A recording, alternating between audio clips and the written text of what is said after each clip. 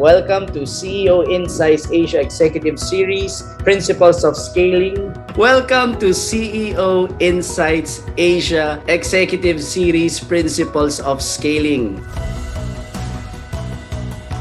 Is the strongest enterprise are those that constantly evolve.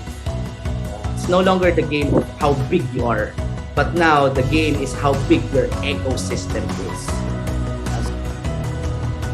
Now, but I think this really speaks volume why we're attracted to hang out with one another. Like for example, in CEO Insights Asia, I really like spending time there because I'm surrounded with like-minded people. So,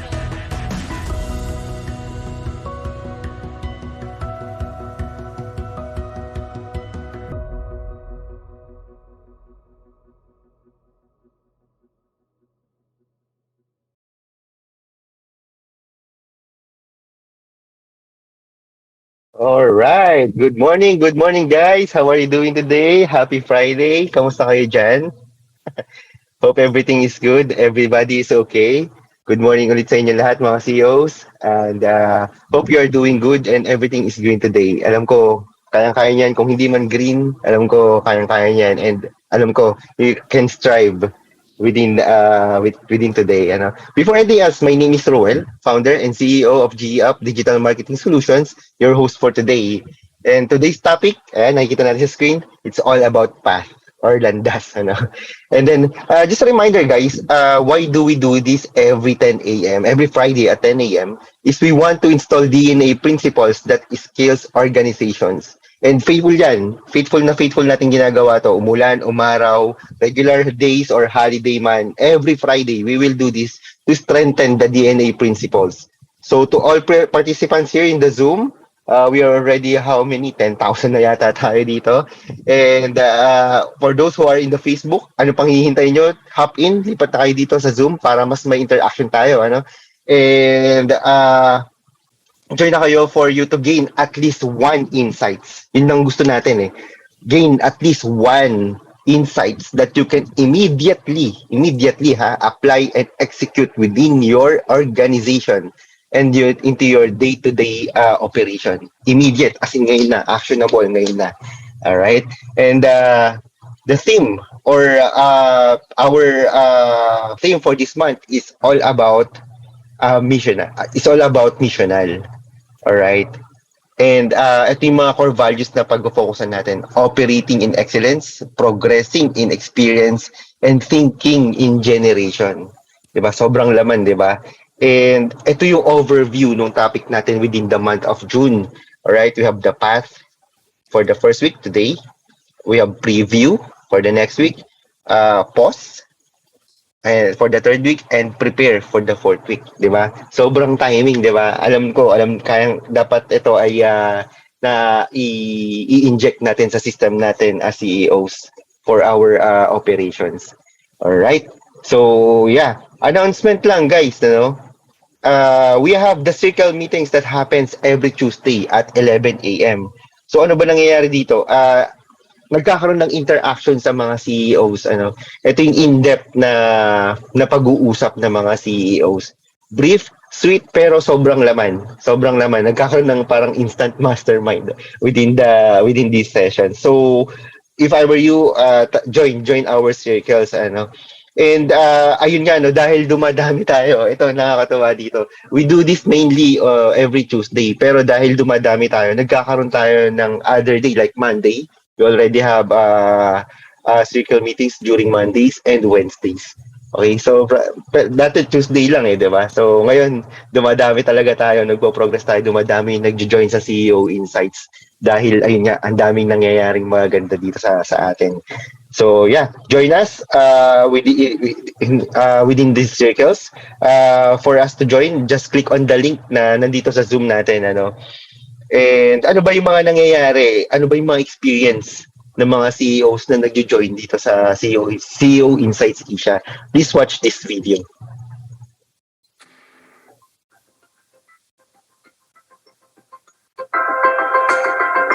Hi guys, my name is Felix and I'm part of CEO Insights Asia, and I would just like to share with you guys my experience with CEO with the CEOs. Well, it started when I joined the executive series every Friday in Serpa. And doon pa lang, grabe na yung mga natutunan ko. Grabe na yung mga discussions. Sobrang intense. Lalo na yung principle of scaling, napaka-in time lang dito sa ginagawa namin business. Na it's really important to scale. Hindi pwedeng stay ka lang stagnant sa business mo. So you really have to know how to scale your business, how to scale health, how to scale your people. So ganun. So dun pa lang, grabe ang intense na. And then there was one time na nag-invite si Sir Fa and with other CEOs na isang circle meeting tinatawag, which is ginaganap every Tuesday 11 a.m. And you get to discuss or to ask Sir Fa directly and other CEOs yung mga pain points mo sa business and struggles mo sa business, and talagang nasasagot niya and binibigyan kanya ng insights on a leadership and management level. So sobrang thank you, sobrang pasasalamat talaga dahil kay Sir Pa and the team sa ginagawa nilang sharing dito sa CEOInsight Asia. Actually, yung mga binibigay nilang training, yung mga dinidiscuss, dapat worth 100,000 or more pa yun. Pero dito kasi CEOInsight Asia for now, it's free. Diba? So talagang super thankful na nagkaroon tayo ng pagkakataon ng opportunity na makapakinig and maturuan CEOs. No? Kaya naman I'm so proud and happy that I'm part of CEOInsight Asia. Kaya you guys, I would like to invite you na mag-sign up kayo sa CEOInsight Asia Circle Meeting. Ginaganap siya every Tuesday, 11 a.m. So kung gusto nyo matututo pa and mag-scale pa, diba? So you can sign up. You can just follow the page of CEOInsight Asia page. So nandun yung instruction links paano kapag-join sa circle meeting. So yun guys, I'm expecting you and I hope na maging part din kayo ng CEOInsight Asia. Thank you.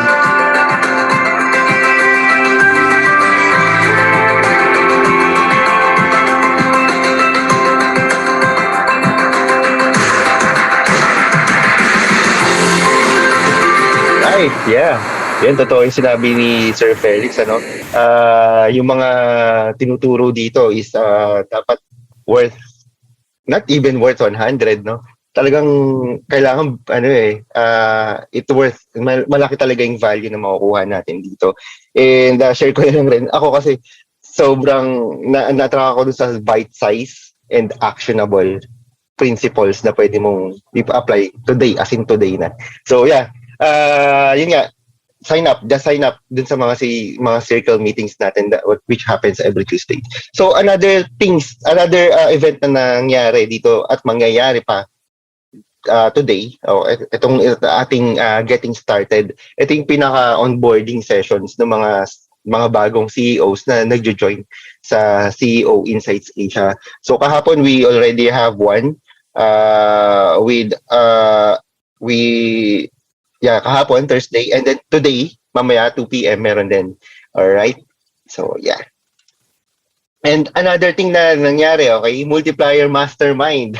Ito, grabe. Ito yung mga CEOs who would want to multiply na talaga. Sobrang intensive din na mga discussions. And this is what happened yesterday. Ayan. That's the Sir Jab, ano? Sir Jabs yung nag-facilitate, yung faculty natin. And without further ado, introduce ko na sa inyo ang ating speaker, the founder and executive advisor, the CEO whisperer himself, Mr. Florentino A. Hernando. Alright, good morning everyone. Happy Friday. Very excited for this brand new series na meron tayo. So, kaway-kaway naman dyan. Kindly chat, good morning naman para alam kung nandang kayo. Thank you, Ruel, founder and CEO of G-Up Digital Marketing. We are now in a brand new season. Season 6 na tayo. Imagine that. Let's go. 7 months na natin ginagawa to. Ano magagawin natin sa buhay natin? Ayan. And umulan, umaraw, every Friday we do this at 10 a.m. Yan. So, if you happen to miss this, okay lang yan. Don't worry about it. You can watch the replay in our YouTube channel, courtesy of Munilikha, yan, multimedia partner natin. Our YouTube channel, our Facebook page, Spotify, if hindi nyo kayang panoorin. Ano pa ba? Meron pang Google, hindi ko alam yung Google, pasensya na. Ayan. So may replay to, di ba? You can watch this. What we want for you to join, however, is the circles. Kasi yun walang replay. Diba? So it's very important that you sign up in the circles. It happens Tuesdays at 11 a.m. Simultaneously, I think we're now 11 circles with a maximum of 5 CEOs and business leaders, and then we birth.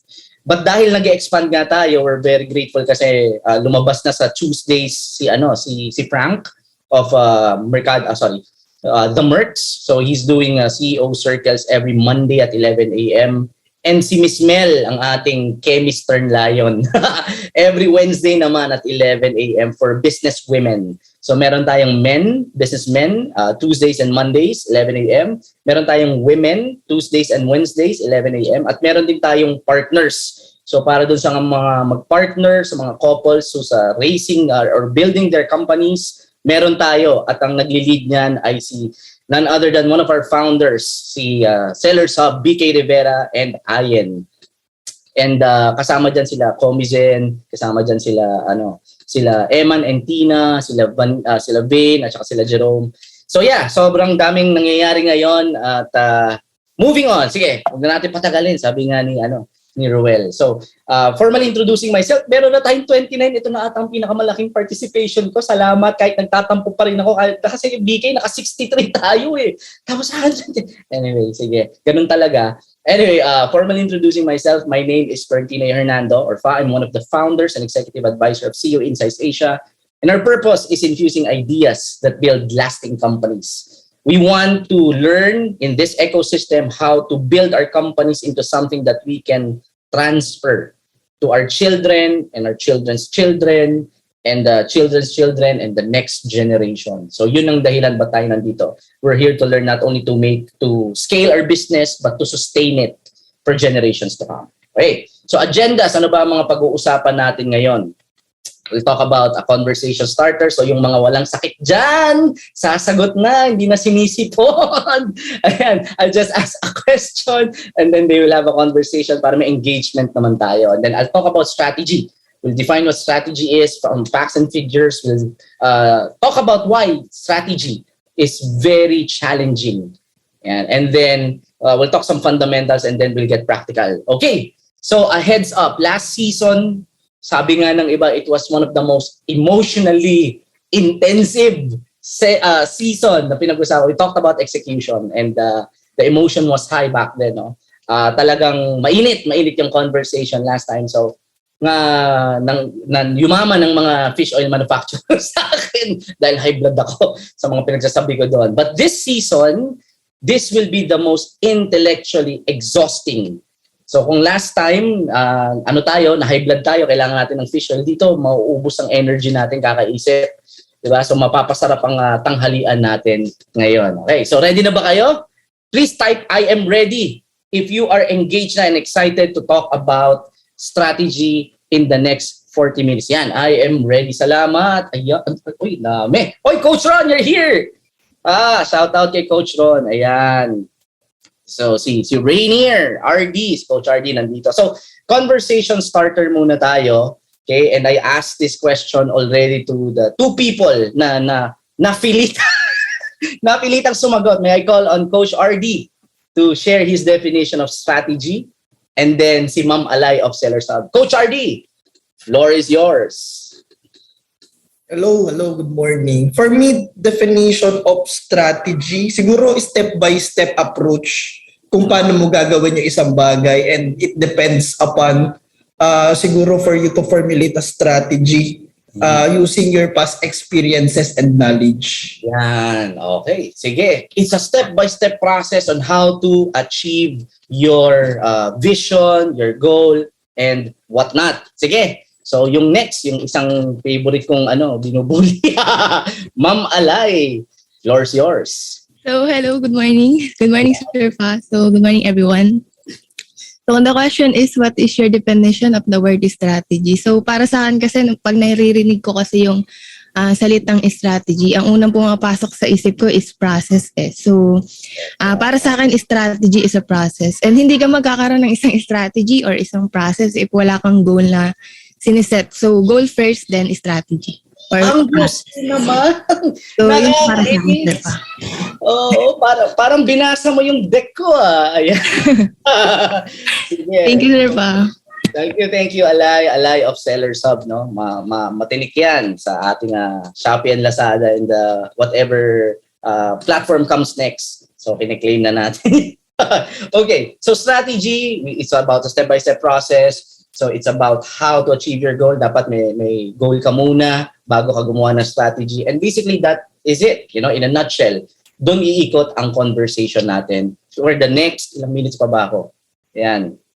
45 minutes. Ayan. Sige. So, before we proceed, I'd like to ask for those who are watching in Facebook Live, my God naman, join na kayo dito sa Zoom, di ba? Andyan yung link, andyan yung passcode, di ba? 2022 na, di ba? June na. Ayan. So, gamitin naman natin ang ating Zoom. At the same time, for those who are here, kindly power share. So, we'll reach more people and our impact will be much more powerful. So, yan. Sige. So, let's talk about strategy. Let's define, para align tayo. Diba? Ano ba ang strategy? Okay, so strategy, ito yung mga nakuha ko. I got 3. Diba? So the first one is the general direction set for the company and its various components to achieve a desired state in the future. Medyo mouthful, diba? So general direction na sinet down ng kumpanya and its various components, meaning the various departments, para ma-achieve ang desired state in the future. Okay. Ito naman yung pangalawa, the art of planning. Gusto mga art pa ganyan, di ba?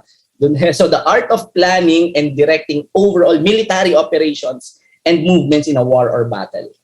So it's a bit, di ba? Parang may general theme kung ano ang strategy, may general definition, but at the same time hindi masyadong hindi siya parang magkaiba na magkaparehas. So I came up, this is my definition of strategy na I'll be sharing from my personal experience how to build strategy, okay? Because I believe that strategy, kukulangin isang oras. Trust me, kukulangin ng isang buwan para pag-usapan natin ang corporate strategy and its multifaceted components. So, ayan, kung gusto niyo matutunan in-depth ang strategy, please talk to someone. Wala rin ako hindi rin ako strategic thinker. Activator ako, isa sa strengths ko. Thank you, Coach Ron. Diba? So, si Coach Ron, alam ko may strategy yan. So, talk to him about that. Okay, so this is my third definition and this is my definition. Okay? So, what a company believes to be the best way to achieve what it wants given its current reality. So, medyo pinapasimple ko siya, no? So, it is what a company believes, and it's very important that yung keyword is believe. Ito yung pinaniniwalaan ng isang company na this is the best way to achieve kung ano yung gusto natin mangyari given ang situation natin, given our company strengths, given our company's weaknesses, given the opportunities in the marketplace, and given the threats, the SWOT analysis, di ba? Ito yung we believe is the best way to achieve what we want to happen in the near future. Yan. So shout out pala, Global Port Ozami, si Gil nandito, at saka si Chris, yan, mga kaibigang oso natin yan. Si Joy, si Chris, kasama natin yan, back at Northport Days. At nagbibuild yan ng Global Port Academy. Matindi ang mga yan, right? So shout out din kay Rowie. Ayan, kaibigang oso natin. Okay, so going back. So this is what the company believes to be the best way to achieve what it wants to happen given the current situation, given the current context we are in. So to put it simply na lang, ito yun. Strategy is how we plan to achieve our goals. Alam niyo naman ako, I'm a simple guy. I want things simple because I'm very lazy. Diba? Ayoko nang masyadong komplikado mga bagay-bagay kasi hindi may actionan yon. So strategy is how we plan to achieve our goal. Because let's admit it, when you hear the word, uy, grabe, ano yan? Strategist yan. Diba? The thinking is parang napaka-intimidate. Siguro sobrang talino na ito, no? Sobrang galing nito. Ito yung mga nakasalamin, kagaya ni Roel, di ba? Ako wala kasalamin. Di ba mga ganun, mga ivory tower, intellectual, and so on. Been to the top, been to the bottom, and I say, ito lang from my experience. How we plan to achieve our goal. Okay? So, let's throw in some facts, some figures. Para naman may may mauuwi. Uy, 32,000 na! Diba? Kaway-kaway naman sa inyo. Thank you so much for joining us today. At sa nanay ko na nanonood, ma. Look at your baby boy. Diba? Anyway, so sabi dito, ilang percent daw, kindly type, ilang percent ang mga leaders, they think that implementation of strategy takes more time than strategy formulation. 98%, ibig sabihin, it takes a lot of time to execute a strategy compared to how to formulate it. Now, for those who are not yet married, and for those who are getting married, and for those who are married, alam nila kung ano sinasabi. It's like getting married. It's like the wedding day. The wedding is one day, 4 hours at top. Diba? Marriage, that's a longer term. So instead of preparing for okay yun, mag-prepare, 'di ba? Yun yung problema ng mga ng mga mostly ng mga tao, 'di ba? Lalo na sa atin, 'di ba? Ang pinagpe-preparan yung wedding, which is tama yun, 'di ba? All the women deserve the best wedding that they want. Okay? But also, I think we need to spend much more time in terms of the marriage. But takes work. Diba? Love is not enough. Pag nagugutom na tayo at wala ng pera, mahal naman kita eh. Or pogi naman ako eh. Diba? Baka makasakal tayo. Hindi na hugot. Hindi naman hugot. Diba? But you get my point. Most companies kasi okay, November na, strategic planning na, let's get consultant, offsite tayo, spend the 3 days to come up with strategy. If we spend the same amount of time in formulating on the execution side, then it would be better. I think much more company will be better. Okay, so that's one. Okay, how about the respondents? Ilang percent? Diba? Ilang percent naman na nagsasabi na their firms often struggle to bridge the gap between formulation and the execution. More than half. Diba? 61% ang nagsasabi. So kung if you're a startup, you have 10. 6 doon na nagsasabi, hirap kami mag-execute. Diba? Challenge kami rito. Diba? So, next, ano pa? About the next percent, ilang percent daw? Thank you, Angel Candare.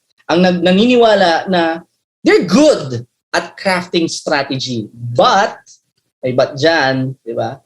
But 47% believe they're good. Their organization is good at implementing the strategy. We're not saying strategy is not important. It's very important. But it's not the only thing that's important in an organization. Yun yung gusto nating sabihin dito. Diba? Kasi most of the time, at gumagastos tayo ng millions dito, I know. Kasi naimbitahan tayo dito para mag-offsite, magre-rent ng hotel, magre-rent ng 3 days, mga speaker, millions on a 3-day event. Tapos ang ending, ito pala, this is what the data says. Okay? This is not me. You go look it up. So instead of spending that, I'm not saying don't spend. It's just that maybe we need to reinvest, or rethink our investment. How about this one? Right? Failure is due to well-formulated. Ang ganda ng pagkakagawa na sa paper perfect. But they fail because of poor execution. Next. Ba? Ilang percent ng employees? Kindly type it down for engagement. Yan. Sige. Ilang percent daw? 95 do not understand. Diba? Do not understand their own organization strategy. So ako rin iniisip ko. So sa CEOInsight Asia, we're around mga mag-40 na tayo. Kung 95% doon was the 5% of what's the 10% of 40 is 4. So dalawa doon lang na nakakaunawa kung ano ang strategy ng company. Diba? Patay tayo dyan. So 95%. Okay. So this is maganda naman ito. One best practice, successful companies have a formal mechanism to communicate their strategy. It's integrated in their DNA. Yan. So may mga DNA Monday tayo, naririnig niyo yan sa atin, di ba? Mga pinag-uusapan natin.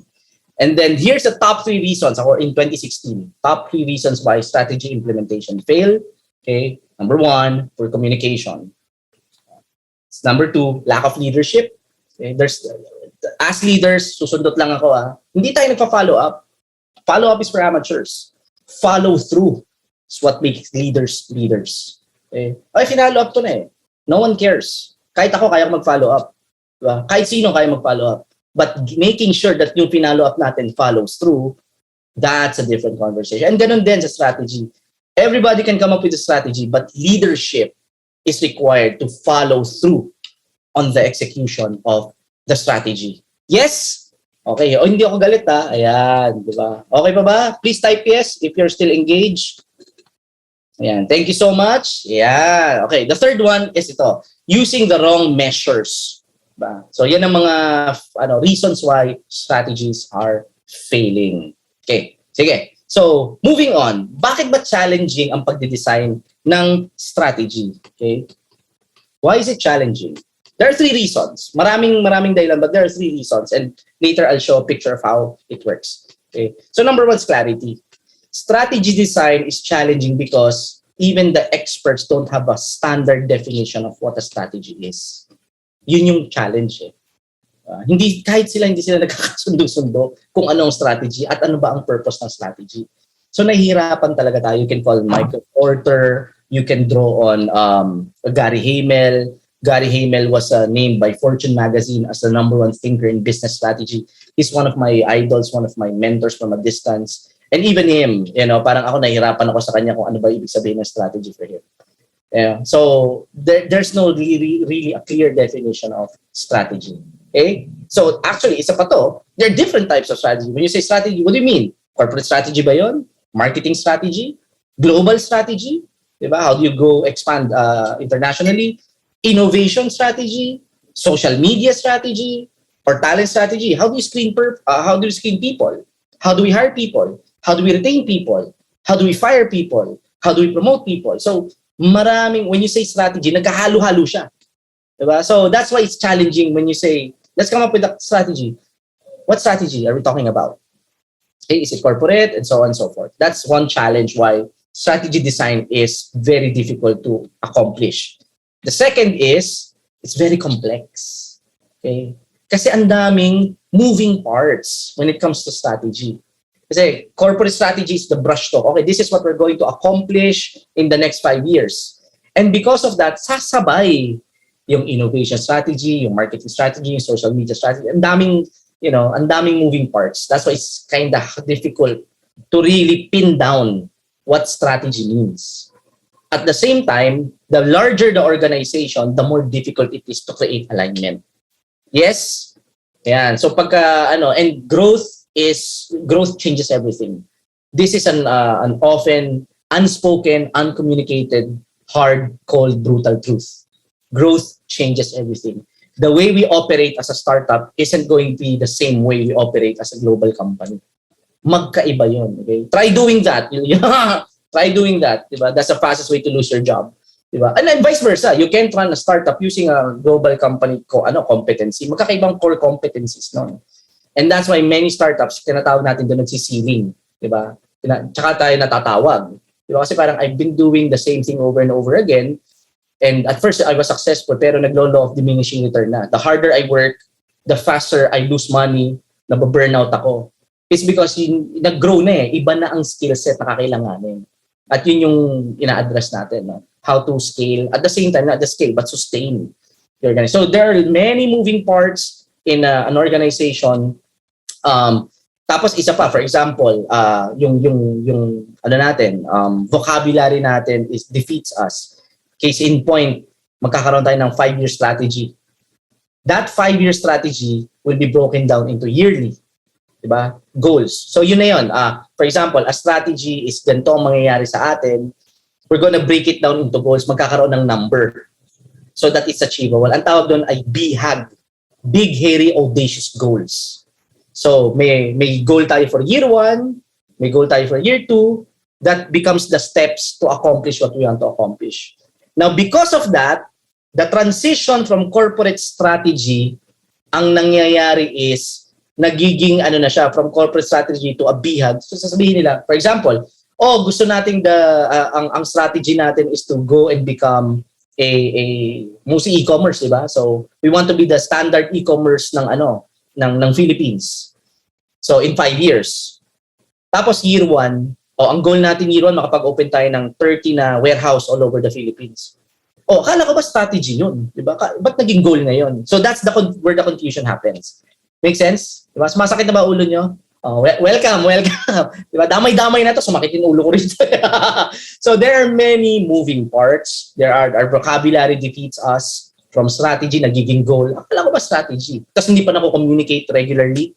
Kaya ang nangyayari, parang kakagulo-gulo ngayon. And when the confusion, remember, last season pinag-usapan natin, confusion is the enemy of execution. So the second, another thing, because of the complexity, is, have you heard of the phrase, the goal of the quarter is part of the 5-year strategy. Diba? So yung goal na to, it's part of the strategy, it becomes confused with, akala ko ba strategy to, nagiging goal to, nagiging bihag to, ano ba, dami mo na sinabi, gulo-gulo mo, di ba? So, yon, right? And then, have you heard of the saying that there's more than one way to skin a cat? For the cat lovers here, I'm sorry to use this illustration. Diba? Sinasabi nila yan. Purpose of a company, isa lang yan. At least isa lang dapat yan. Diba? You come up with a mission statement, isa lang yan. You come up with a vision statement, isa lang yan. Diba? Isa lang ang purpose ng isang bagay. Company, ganun din. Vision, isa rin. Pagdating sa strategy, maraming how. Maraming paraan para ma-achieve yung vision. And that's what makes it challenging. Diba? Ang daming pwedeng gawin eh. So, sa purpose, isa lang ang purpose natin. Our purpose, we exist to increase ideas that build lasting companies. How to do that? Maraming paraan. And that's why the complexity and the confusion creeps in. So, that's why it's challenging to come up with a corporate strategy. And then the third one, ito, is ever-changing. Kasi ang strategy last year will not work this year.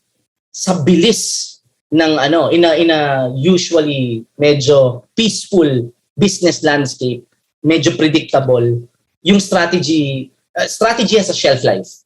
Diba? Para yung pagkain, para yung Foligo. Sorry na, napapanis yan. Alam niyo yun. Gets na, inside joke namin yan. So napapanis din ng strategy, di ba? You can't use the same strategy over and over again in different contexts and different eras. And now, with the new normal, sobrang bilis na ng change. And if you're in the e-commerce business, you know what I'm talking about. Sobrang bilis. I was nila BK, nila Chris, we went to meet Steve C of a Great Deals, and he told us that sobrang bilis ng e-com. Yung pacing, kaya dapat ang bilis ng execution sa e-com. It's fast changing. 6 months in e-com is already considered as 6 years. So, ayan. So, what we want to accomplish, what we want to do is to be able to, kaya nga given the context we are in. So far, so good? Kaya pa? Ayan. So good, if you're still with me, welcome to CEOInsight Asia. Diba? Ayan. So, it's ever-changing. Ever-changing. And it's fast-paced. So, there, diba? Ito pa isa. Strategy is largely driven by external factors. The marketplace dictates our strategy or influences largely our strategy. Unlike purpose, unlike mission statement, unlike vision, tayo nagsasabi nun ito ang gusto kong gawin para ito ang gusto kong purpose ng business ko. Ito ang gusto kong purpose ng kumpanya na itatayo ko. Ito ang gusto kong vision. Ito yung vision ko. Pagdating sa strategy, ito ang gusto kong strategy, pero pag nagbago ang marketplace, hindi po pwedeng, ito yung gusto ko hindi natin pwedeng ipilit yung strategy natin. It's ever-changing. That's why it's challenging to come up with a fixed strategy. So those are the challenges that we experience in designing corporate strategy. And one of the philosopher, a business philosopher, kilala niyo siya, his name is Mike Tyson. Sabi niya, he was famously quoted as someone who said, everybody has a strategy until they get punched in the face. Ayan. Kahit pa anong strategic planning natin, pag hinataw natin yan sa business landscape, sila magdidictate. Customer is king, market is king. Kahit pa gaano kaganda ang natin, kung ayaw nilang bumili ng produkto natin, wala. Wala yan, hindi natin pwedeng ipilit yan. So, that's why we have to be very sensitive with the context we are in. Yes? Tama Ayan. O, diba? Si Dayan. Tama Narinig ko si BK. Okay. Alright. Sa fact.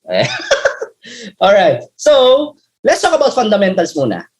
Para how do we come up with something that is something stable.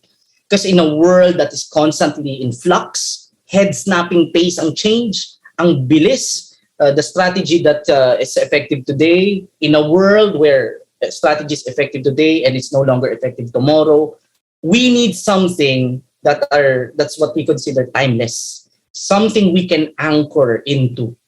Yung hindi nagbabago, what is true for something 100 years ago, 1,000 years ago, and will be true 1,000 years later and 10,000 years later. We have to have that kind of something.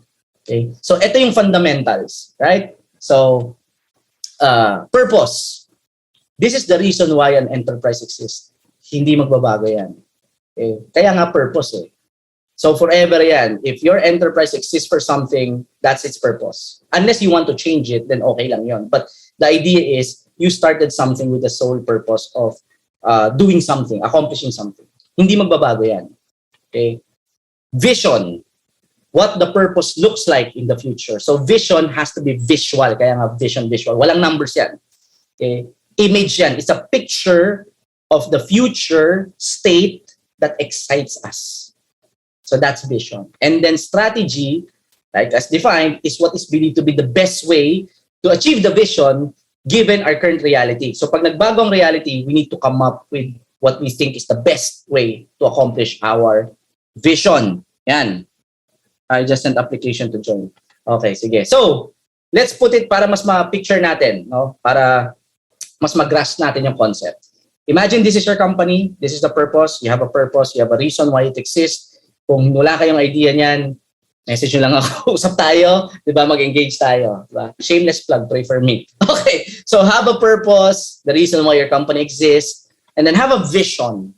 Diba? You have that. You have an image na, okay, in the next 3 years, in the next 5 years, ito yung gusto kong mangyari. Diba? Meron na tayong warehouse sa ganito, meron na tayong academy ng ganito, whatever the case may be. You have a picture. Diba? And then that is the purpose of it. And this is the strategy. What you're going to do to move your company, your team, your department from here to there. And that how can change as circumstances change. That's why we as leaders need to be hands-on. Hindi tayo pwedeng sa office lang papirma-pirma. Diba? Hindi, well, if you're gonna be like that, you won't be happy at CEOInsight Asia. Mabubwisit kayo sa amin. Kasi we're very hands-on. Diba? Again, we're not micromanagers, but we're very hands-on. Iba yung micromanaging, diba, sa being hands-on. Okay? So you have an idea of a general idea. Okay? Kasi let's be honest, no? 2015, 2014, when we were having this conversation with another person, and sabi niya sa akin, strategic planning has become guesswork. Guesstimate na ngayon. That was 2014. Wala pang pandemic noon. Ngayon, may pandemic na, all the more. Talagang just-in-time tayo. Toyota. Diba? Just-in-time planning tayo. Meron lang tayong brush stroke, pero yung day-to-day operations, we pivot. Kaya critical lang scorecard. Alam mo kaagad kung anong impact. Linggo-linggo nakikita mo if it's working or not. So that's the general idea of it. Okay? So you break it down into years. And then once you put a number, for example, in the 5 years time, may corporate academy na ako, for example. Diba? So, in the 3 years time, so year 1 ang gagawin ko, mag-groom muna ako ng matinding faculty. Yan. Year 2, dapat may building na ako. Year 3, meron na akong, i-execute ko na siya. So, you break it down into years, and that becomes a BHAG, a goal. So, it's still part of the strategy, broken down in bite size. Yes? Okay pa ba? Masyado mabigat? Ginusto nyo to GKT. Ginusto ko to. Ayan. Oy, Coach FM is here. Shout out sa'yo, ha? Ayan. Or pa-picture-picture. Photo ops. Wag ganon. GKT. Okay. So, that's the general image of what we want to leave with you on terms of strategy. Okay? It's not going to be in-depth. We're not going to do SWOT analysis. You can do it some other time. Talk to someone else. Pero this is a big picture of how to do it.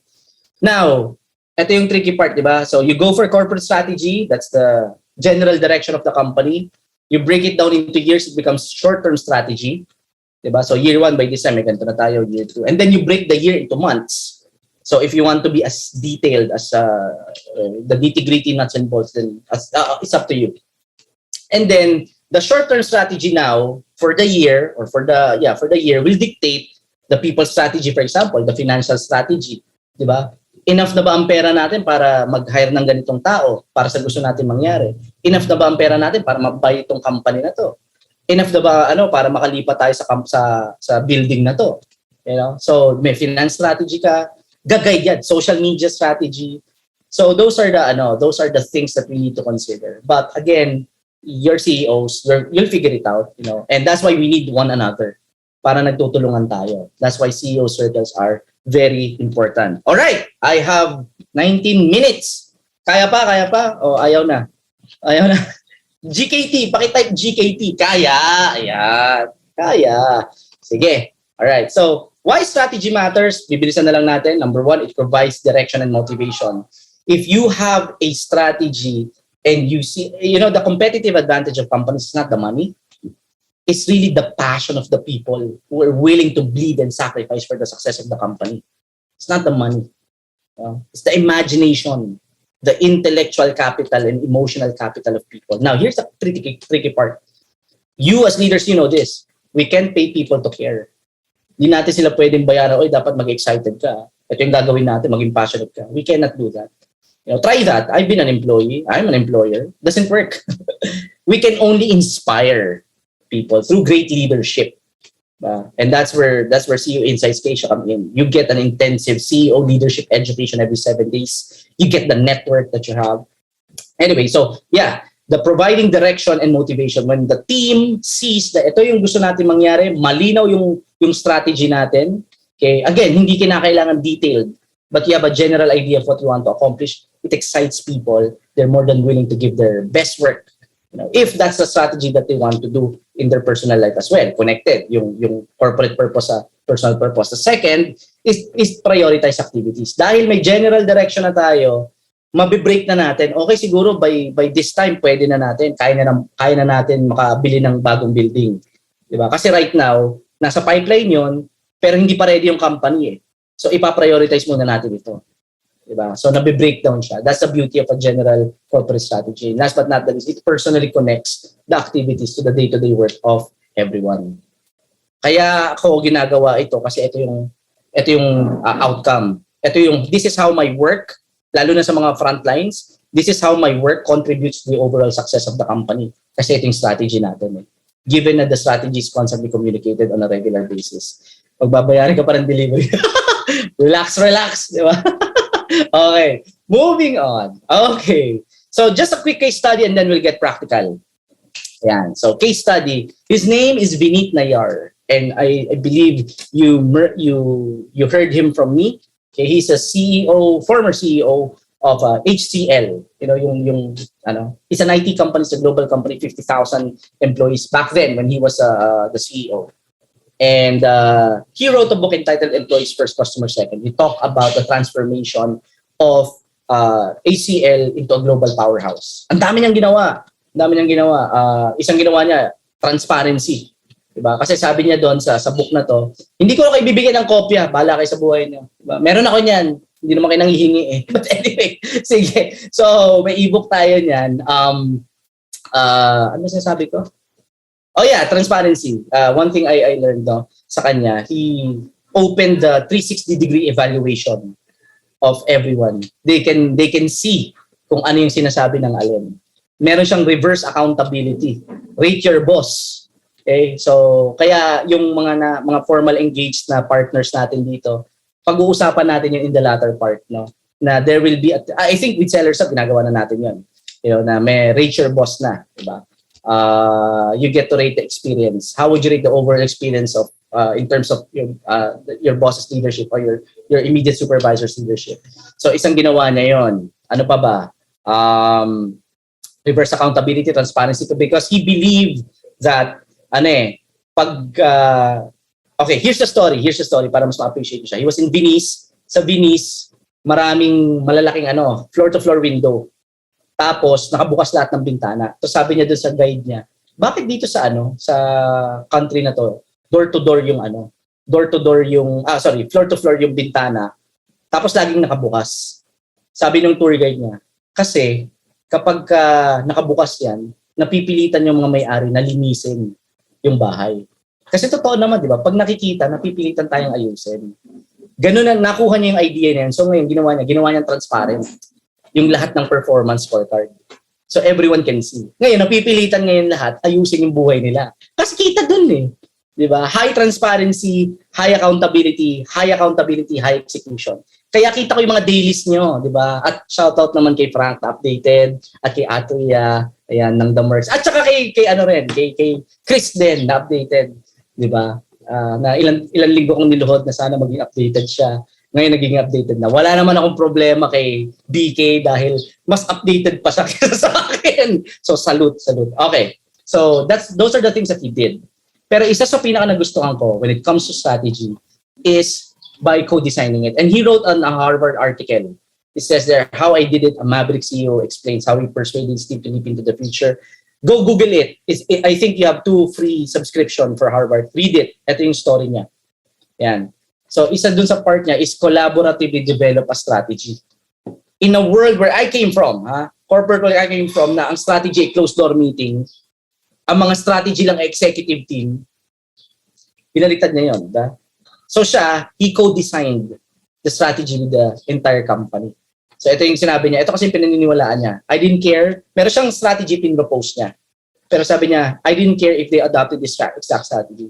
I reasoned that if these smart and experienced people rejected my proposal, they would come up with another approach as good or as better as mine. Here's the funny thing, no? Dito ko nakita yung disconnect. Okay. Sino nag-execute ng strategy sa isang organization? The bottom or the top? Diba? Usually, it's the bottom. Tama? Sino nag-execute? The workforce. Saan ginagawa yung strategy? Before, sa top. Parang may mali, di ba? Sila gagawa, ito mag-execute. So that's why he called it the reverse. In-invert niya. Okay? And this is what he did. Right? So he reversed the strategy design. Then after that, he went to series, 50,000 to. He went to a lot of strategy meeting, communicating the strategy, refining it. So that ang execution, mabilis. Okay, so let's get practical.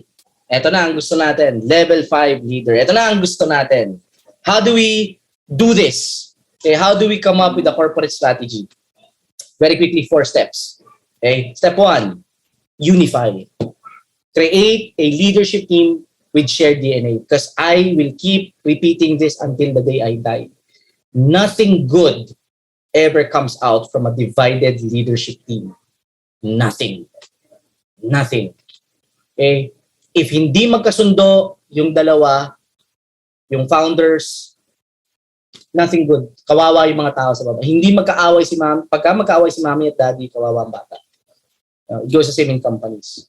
Okay? So you have to have a team who's unified around the shared DNA. And I've experienced this the past weeks, no? A hard lesson I need to learn.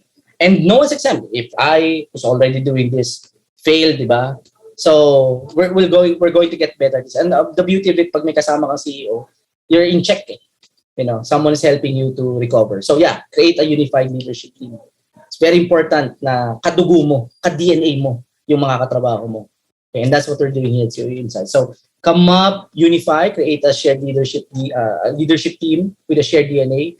And in the coming days, you'll hear this from me. I say this, the Trinity. Yan. So Mars chocolate bars, they have what you call G3. The CEO, the CFO, the CHRO. Ngayon, in our engagement with the seller sub, may Trinity na tayo. Si Ces, si Mark, at saka si Dayan. The HR, the operations, and the finance. Kaya kailangan niya magkakasundo yan. Kaya tinawag na Trinity, Tri-Unity. And the CEO is the first among equals, making sure that the DNA of the three is intact and pulsating. So yun ang role. Nandun na kami sa stage ngayon namin nila BK, no. Kay Mercs, meron na tayong HR, na tayo, finance na lang, and then the others. So point is, you want to have, kaya Trinity, Tri-Unity, you want to have this three unified. Kasi usually magkakaaway yan. Magagalit si Ops, di ba? Ang taas ng binigay mong target sa akin, finance.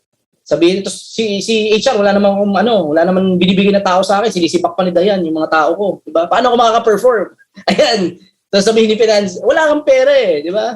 So, paano ako makaka-hire? And so on. So, it's very important that the Trinity is connected, unified. Okay? They have the same DNA. Next, you simplify. You create a BHAG. So, hindi ko na sinama yung vision formation. You can do that some other time. But you have a general direction, may vision, kagaya nga na sinabi ni Alay. Dapat may vision muna kasi kailangan may strategy para ma-achieve yung vision.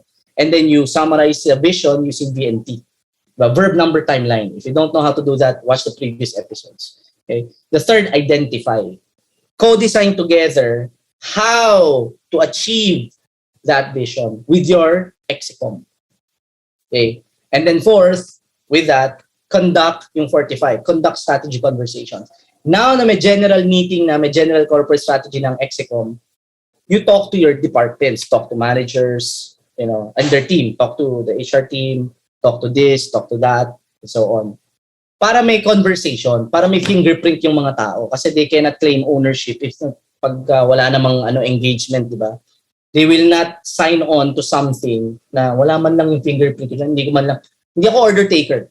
Yun ang natin, yun yung gusto nating mangyari. We want to have that engagement and ownership from the entire company to execute the strategy. All right.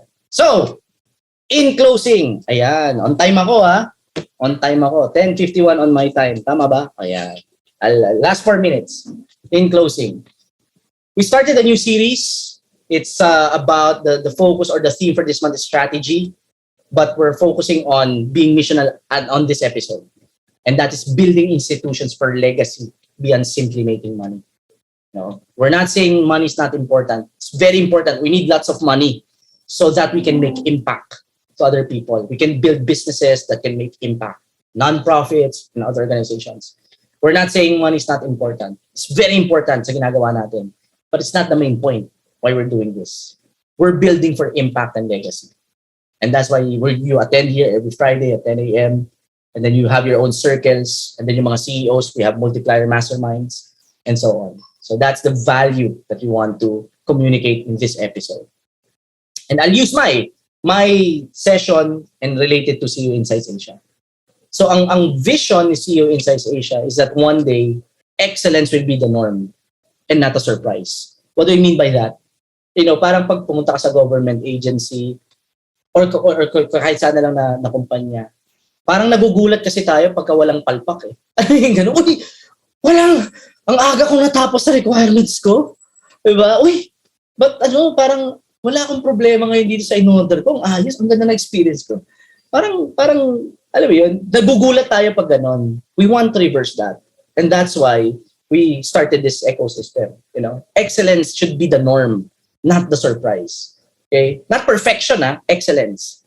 Yung tipo bang pagka pumunta ka dun sa isang negosyo, alam mong confident ka na maayos yung serbisyo kasi CEOInsights yan eh. Ganon. We share the same DNA. So, the way to do that, we need to transform organizations. And the best way to transform organizations is to transform the leader. Because if you transform the leader will transform the organization. The team is who the leader is. When you transform the company, you impact the community. You impact the cities. And if enough companies start transforming, that's how we change the world. So that's why we created this CEOInsight Asia ecosystem. It's composed of CEOs and business leaders. And then in this collection, this ecosystem, what we do, we inject world-class business principles, business practices, and connect them with world-class business people. Hindi yung pwede na business principles, pitchy-pitchy. Oy, nakakatawa siya. Di ba? Wala naman ako natutunan, pero nakakatawa siya. No. We get the world-class business principles, practices, and people. We inject it to the ecosystem. And each of the CEO and the business leader will bring it home to their company. And so on. And that's how we transform companies. Yes? Yes? Please type yes kung nandiyan ka pa. Yan. Now, here's what we discovered. This is where I will close. This is what we discovered. The fastest way to do this, the fastest way to transform is through CEO circles. And we discovered that there are certain DNA carriers Okay, certain CEOs who carry the DNA of infusing ideas that build lasting companies, who are missional, who build institutions for legacy beyond simply making money, who are methodical, who manifest an insatiable drive to be better. They're not happy with where they are. They want to get better. And their multiplier, they expand life-changing impact in an ever-increasing measure. We saw that there are certain CEOs who have that DNA. And now we're focusing on injecting, strengthening that DNA intentionally and proactively strengthening the DNA to the DNA carriers. And those DNA carriers now bring it to their circles. And they begin to infect the CEOs in our circles. And because of that circle, they begin to attract more people to join their circle. And we constantly inject the DNA carriers, infect others in their circle. And that's why ang bilis nating mag-grow. It's because a lot of people are getting infected with the DNA. So that is the strategy of CEO Insights Asia. I hope you see that, the connection of the talk into this image. All right. So in closing ko, this is my closing thought, and then I'll give the floor to Alay to ask kung sino yung gustong mag-share or mag-volunteer na lang. Okay. Purpose is expressed through vision. Okay. What we want, our purpose in life or our purpose of our company is manifested through the vision, and the vision determines the strategy. Kung ano yung vision natin, yun ang magdidictate kung ano dapat ang strategy natin. At kung ano ang strategy natin, it defines what the organizational design will be.